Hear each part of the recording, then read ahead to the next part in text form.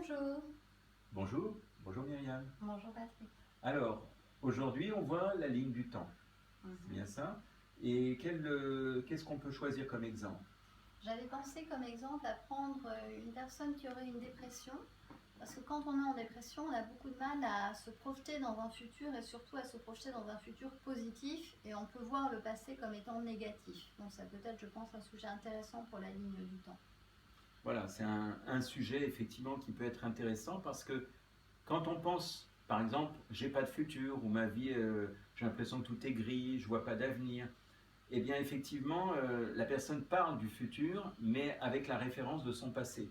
C'est peut-être qu'elle a eu un passé difficile et du coup, elle en déduit que le futur, ben, on ne le voit pas.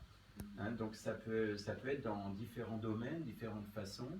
Donc c'est vrai que c'est un bon exemple de prendre l'idée de la dépression parce que ça peut être, c'est quelque chose qui est quand même demandé.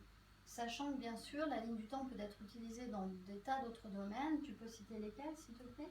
Alors les domaines, alors, ben, il y en a beaucoup, mais en fait, ce qui me vient à l'esprit là tout de suite, c'est un exemple que je t'avais donné, Myriam, hein, d'une personne à qui on avait diagnostiqué que ben, elle n'avait plus beaucoup de temps pour vivre parce qu'elle avait une maladie. Et puis finalement, cette personne, dans son esprit, elle s'est arrêtée dans le présent. Et pour elle, il n'y avait pas de futur. Donc il fallait construire son futur. Ça peut être également une personne qui a eu un passé douloureux et qui traîne avec elle son passé douloureux dans le présent. Imaginez quelqu'un qui dirait moi on m'a toujours dit que je sais pas que j'étais nul, que ci, que ça. Ou alors une personne par exemple qui dirait j'ai l'impression que je ne mérite pas d'exister.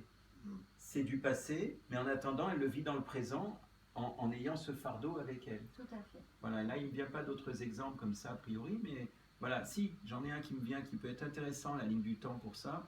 C'est une personne qui n'arrive pas, par exemple, à être à l'heure, n'arrive pas à comprendre que le temps, bah, par exemple, si on lui donne une certaine heure, bah, pour lui ou elle, le temps va être tellement loin que la personne, elle n'arrive pas à construire le temps et du coup, elle est toujours en retard. Mhm. Ça arrive aussi. Donc on peut s'amuser à jouer avec ce présent et ce futur pour positionner le futur de façon telle qu'il soit visible, on va dire.